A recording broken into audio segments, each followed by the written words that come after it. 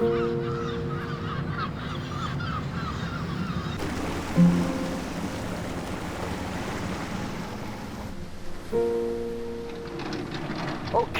ladies and gentlemen, welcome to the Isle of May. Can you hear me okay at the back?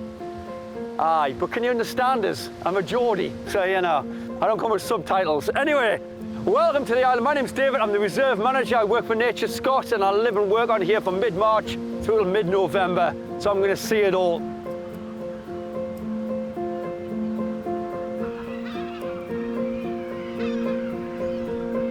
Off the east coast of Scotland lies the Isle of May, a national nature reserve.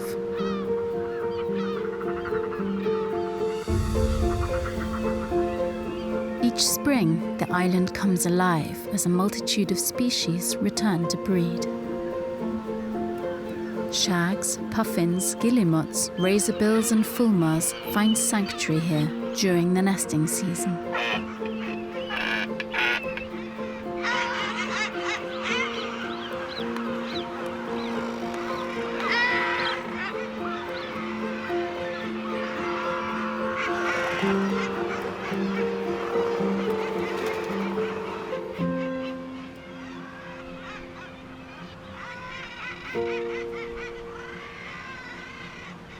For island manager David, the return of the seabirds signals the start of another busy year on the island.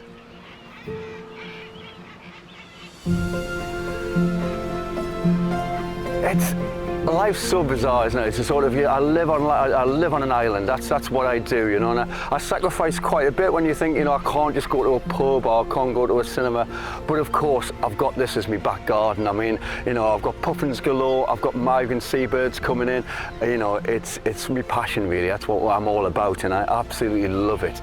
And I never get bored of it. Every year is different, you know, whether it's the weather or the birds themselves, and of course the people who come to visit this place, you know. And it's a fascinating lifestyle. I've come to adapt quite well, I think, for island life.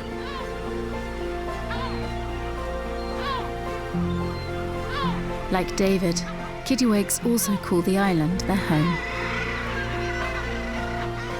The unique sound of their bonding calls can be heard all over the island.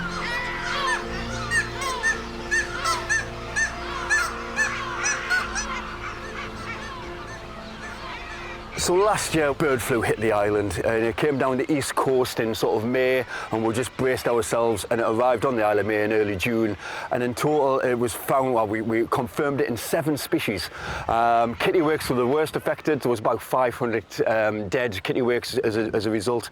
And of course, for me, it was just frustrating just to not be able to do virtually anything. You know, we stopped visitors from landing. We tried to curb the footfall by human visitors. But actually, for the birds themselves, there was nothing I could do, and the birds themselves were bringing the avian influenza in, and I found that the most frustrating. You know, I'm here to protect and enhance the species on this island, and for once, there's very little I could do, and it was tough, and it was a tough summer last summer.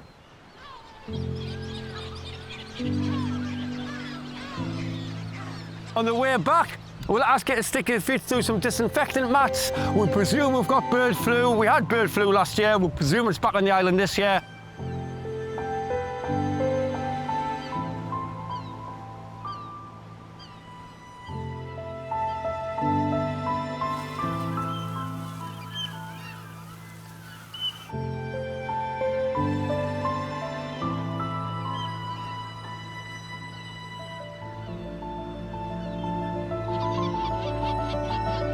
By early summer, the island is filled with young chicks, relentlessly begging their parents for food. With each passing day, they are growing stronger. Before long, they'll be able to leave the island on their own.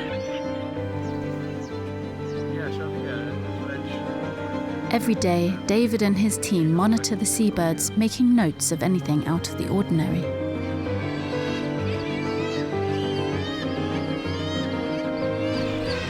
The kittiwake chicks are already taking their first flights.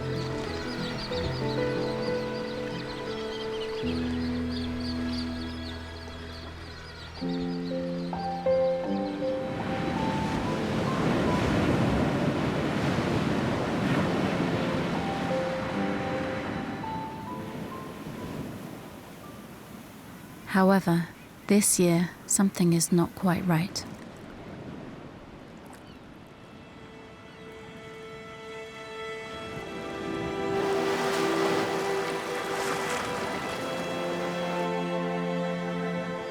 Across the island, young birds appear weak and disorientated, struggling to navigate their surroundings.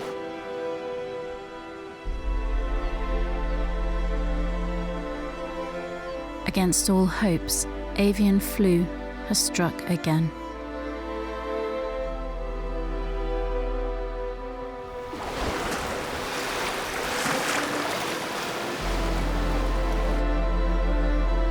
Once more, the silent killer has returned.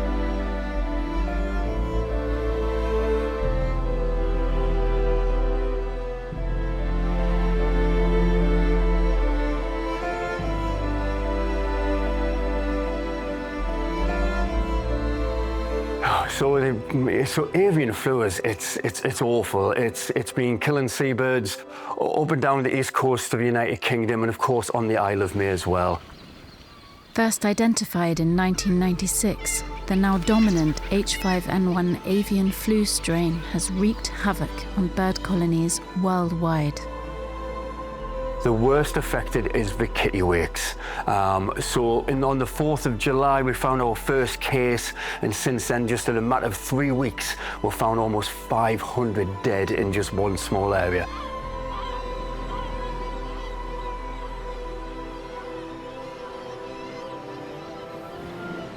It's been an awful event, you know. It hit us last year, it's got us this year, and I'm not entirely sure when it'll come to an end.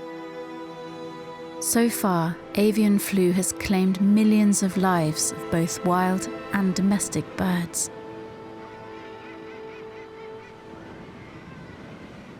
Its reach is global. In South America alone, at least 500,000 wild birds have perished.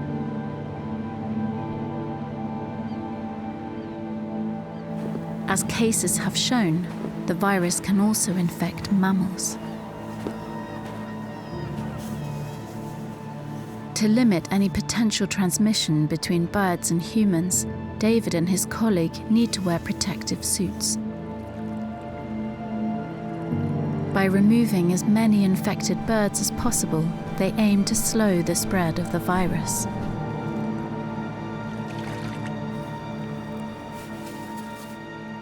What we're presuming is that the kittiwakes haven't got the immunity against this disease, where the other birds have. And we know that from capture that puffins have been shown antibodies, so they're actually recovering from bird flu. But of course, kittiwakes aren't. And we're in this process at the moment of kittiwakes dying, and it's a terrible thing to see.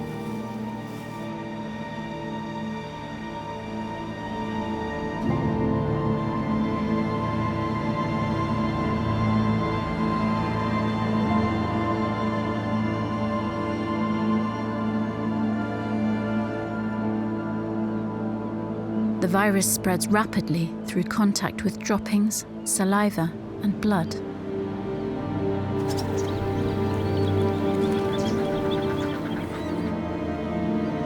In tightly packed colonies, such as kittiwakes, it spreads like wildfire.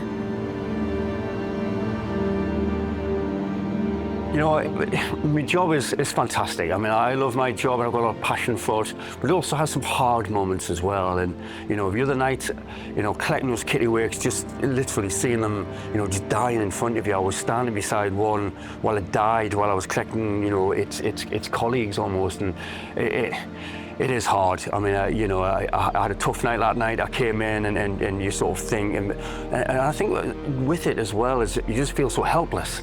You know, I can protect birds, I can enhance their populations, but when there's something like this just killing them and there's nothing I can do, it's hard. Yeah, it's really tough, and I try and put it to me back in my mind, but then it keeps coming forward and just thinking, oh, is there anything else I could have done to prevent this? And you know, it can be difficult, and That's why it's important to also get off the island as well and get a few days clear, go and clear your head and see the real world a little bit, because when you're in this bubble, it can be tough. And those moments, yeah, it was very sad, and it was hard for someone who's been working in conservation for 23 years to see that devastation. And yeah, it'll live with us for a very long time, that's for certain.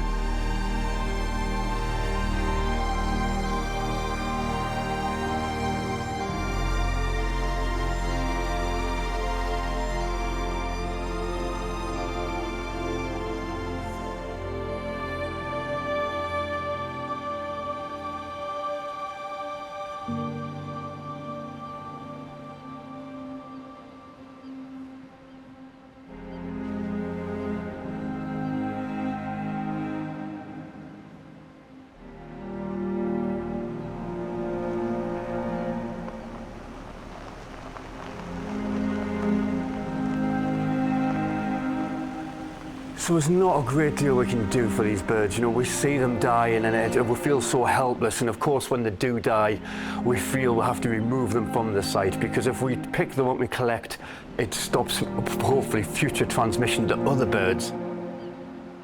So of course on here we can bury them away from watercourses, but we can bury them at the far end of the island in sort of mass graves.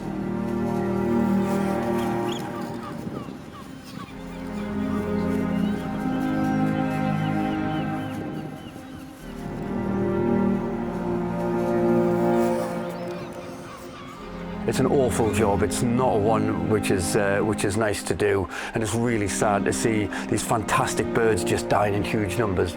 And that's what we end up doing, is we end up burying the corpses.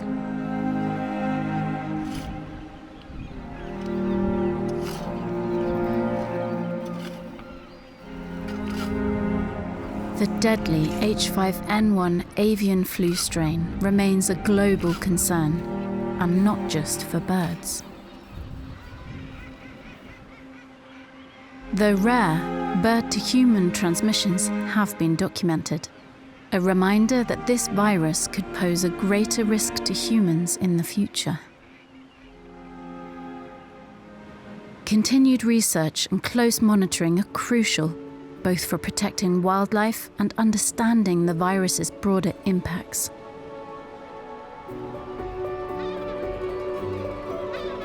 New research by David and his colleagues reveals that multiple species, including some kittiwakes, have developed antibodies.